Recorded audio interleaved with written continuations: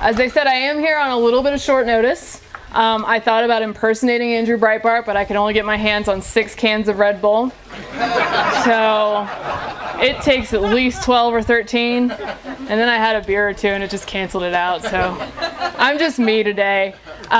So Nancy Miller got in touch with me and said, you know, can you come up? We need you. And I was like, well, first of all, anything that has alcohol, tobacco, and firearms in it, first of all, is a party, and second of all, is a federal agency.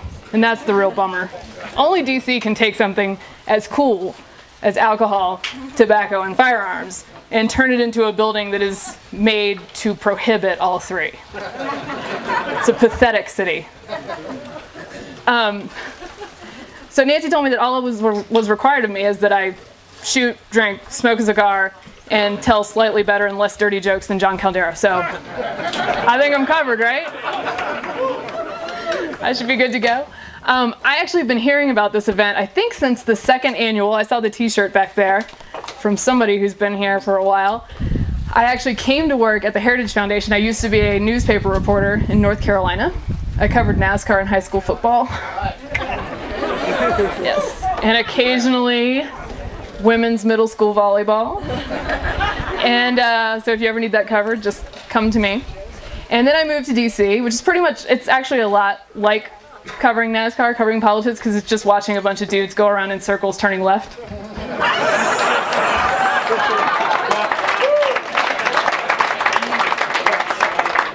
So when I got to DC, and I was at the Heritage Foundation, which is a great organization, but is slightly more staid than the Independence Institute, I was actually reaching out to all the other think tanks, and I got a t-shirt in the mail for the 2nd annual ATF Party. And I was like, these are my people. I must be there. And since then, I think I come to Colorado to hang out with the Independence Institute folks like 3 times a year now. 3 or 4 times. It's like my pilgrimage. The speed limits are 75. They have a lot of Coors. It's a fabulous place. And compared to where I'm from, this temperature is like 45. It's awesome. I almost brought a jacket. So I really appreciate you guys letting me be here. I'm very excited about it. And I'm excited to be with like real people. You guys strike me as a bunch of tough, conservative, libertarian, normal people who used to like form the whole of America outside of Boulder. You strike me as people who might look at the sell-by date on your milk, and if it's 3 days over, you go, oh, take my chances. Because that's what America is built on. And I love it. So you come out here, and you shoot, and you drink, and you smoke, and you say, screw the consequences. And in doing so, it's actually, as Dave mentioned, a far more legal operation than the actual Alcohol, Tobacco, and Firearms Bureau. So congratulations. Give yourselves a hand. Well done, everyone. And I want to say about that particular scandal, definitely educate yourself on it if you haven't yet. Because, oh, I sound like a liberal. Educate yourself. Let's have a dialogue. Look into it. Because the trick of liberals is that they do stuff that's so insane that when you try to explain it to people, they think you're crazy. Yeah. Right? That was Ted Kennedy's whole defense of Chappaquiddick. People are like, no, that can't be true. He didn't do that. That's insane. No, they're actually that crazy. So you have to make yourself smart enough so that you don't seem crazy explaining them. Okay? And it's very difficult. They make it that way on purpose. By the way, I could go on forever because, you know, I usually do cable television. So getting to say more than 3 sentences at a time is like, woo! Yeah, if I mess up, just interrupt me and I'll be right back on. This is the no spin zone right here. So educate yourself on that so you can tell people without seeming crazy. Because it's their conspiracy, not ours. They created it, and it actually killed a man, and we have to take it seriously. It's really insane. So in the vein of sort of, you know, toughening up your people, and I know you guys are raising tough, conservative, libertarian children. Am I right? Yeah. Nice. They occasionally go out and like skin their knee It's insane, I know. The nanny state has brought us to such a state that I read this several weeks ago.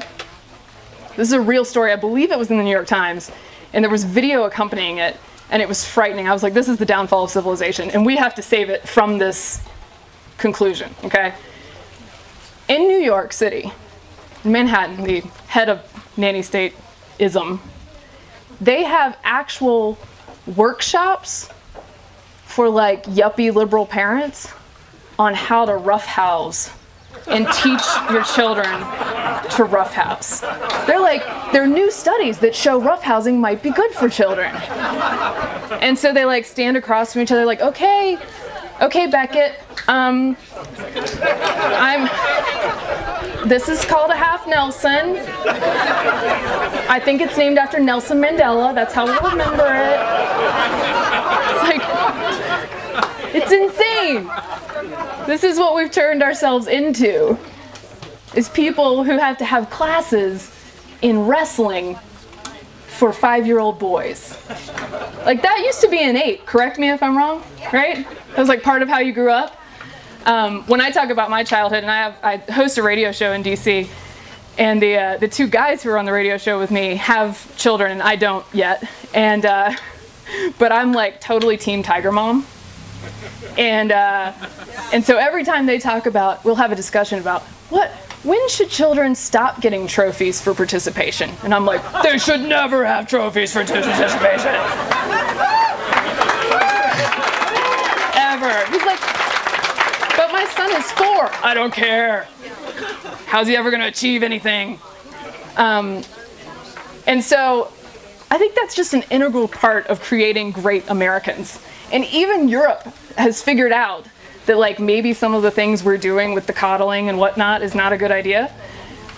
I think it was a Swedish study actually reported on in the New York Times, because this is news to people who read the New York Times. There was a study about how playgrounds that are all nerfified, right? Like you can't even like Darwinism does not apply at all. Like you can't scrape yourself, you can't go down the slide at more than like 0.5 miles an hour. They took away all the metal slides for that reason. That these playgrounds actually stop your children from having emotional development. Because as a child, if you don't learn that you can go down a slide and like skin your knee and that the world might be okay the next day, or even just minutes later, if they don't learn that, they grow up like really scared, timid, and feel like they need to be coddled at every step of the way. So like Obama organizers. And that's what we're creating. So it's our job to have events like alcohol, tobacco, and firearms parties to create people who are not like that. I'm also going to buy a bunch of really dangerous vintage playground equipment and just put it in my backyard and have parents sign waivers, and then you can just come get on like the old rusty nail climbing wall. It's made entirely of rusty nails. Everyone make sure your tetanus shot is updated. Because I'm going to create some tough Americans. And you're going to create some tough Americans. That's what we're here for. And the government is going to try and stop you every step of the way. But they're not taking my rusty merry-go-round from my cold dead hands. My cold dead hands. I'm going to keep it like pretty open. I think we wanted to do a few questions, if that's okay. So now that you've heard my rant about playground equipment and pathetic, wimpy Americans, we can move on to questions.